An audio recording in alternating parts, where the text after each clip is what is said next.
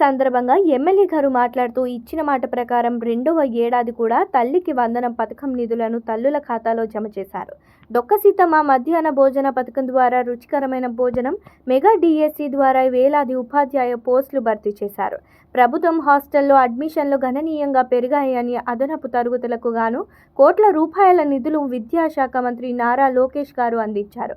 విద్యార్థుల విద్యా పురోగతి, పాఠశాలల్లో విద్యా ప్రమాణాల మెరుగుదల, మౌలిక వసతుల అభివృద్ధి, విద్యార్థులకు నాణ్యమైన విద్య అందించడంలో తల్లిదండ్రులు, ఉపాధ్యాయులు పాత్రపై వారు వివరించారు. విద్యార్థుల భవిష్యత్తు కోసం తల్లిదండ్రులు, ఉపాధ్యాయులు పరస్పర సమయంతో పనిచేయాలని సూచించారు. ఈరోజు మన నియోజకవర్గంలో మనకి నిన్ననే తల్లికి వందనం డబ్బులు పడడం జరిగింది. తల్లికి వందనం ద్వారా దాదాపు 67 లక్షల మంది ఎవరైతే విద్యార్థులు చదువుతున్నారో ఇచ్చిన మాట ప్రకారం గౌరవ ముఖ్యమంత్రి గారు, గౌరవ ఉప ముఖ్యమంత్రి గారు, గౌరవ విద్యాశాఖ మంత్రి గారు తల్లుల ఖాతాలో డబ్బులు వేయడం జరిగింది. ఇది 2వ సంవత్సరం మనకు వరుసగా వేయడం. వచ్చినప్పుడు ప్రభుత్వ జూనియర్ అండ్ డిగ్రీ కళాశాలను ఏర్పాటు చేయమని కోరిన వెంటనే గిద్దలూరులో ప్రభుత్వ జూనియర్ కళాశాలను కూడా మంజూరు చేయడం జరిగింది. అతి త్వరలో దాన్ని కూడా మనం ప్రారంభించుకోబోతూ ఉన్నాం.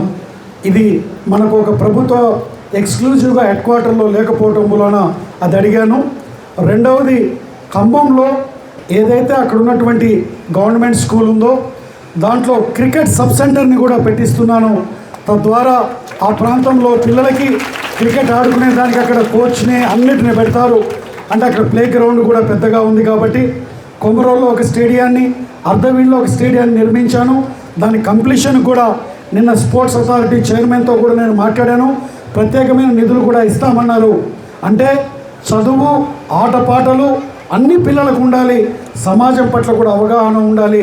ఇవన్నీ ఉన్నప్పుడే పిల్లలు అన్ని రంగాల్లో ముందుకు పోగలుగుతారని తెలియజేస్తూ నేను సెలవు చేసుకుంటాను. గురువులు నేను చదివితి ధర్మార్థ ముఖ్య శాస్త్రములు, చదివినవి గలలు కొలలు, నే చదివినవి గలలు కొల్లలు, చదువులలోకెల్లా సారమెల్ల చదివితి తండ్రి. ఇది పోతన రచించినటువంటి భాగవత పద్యం. ఇలా సారమెల్లా చదివితి తండ్రి భాగవత పద్యం. దీన్ని చెప్పింది భక్త ప్రహ్లాదుడు. తన తండ్రి అయినటువంటి హిరణ్యకశిపుడు భక్త ప్రహ్లాదుడు గురుకులం నుంచి తిరిగి వచ్చిన రోజు అడిగినటువంటి ప్రశ్న.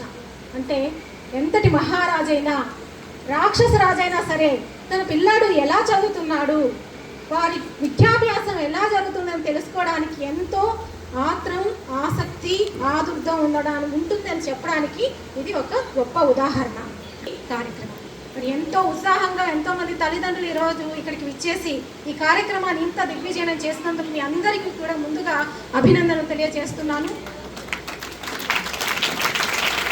సక్సెస్ఫుల్ స్టార్స్, మిలీనియర్స్, అదేవిధంగా ఛాంపియన్స్ అందరూ కూడా చాలామంది ఇలాంటి గవర్నమెంట్ స్కూల్స్ నుంచి వచ్చిన వాళ్ళే. లైక్ చేయండి, షేర్ చేయండి, సబ్స్క్రైబ్ చేయండి. మరిన్ని వీడియోల కోసం బెల్ సింబల్ పై క్లిక్ చేయండి.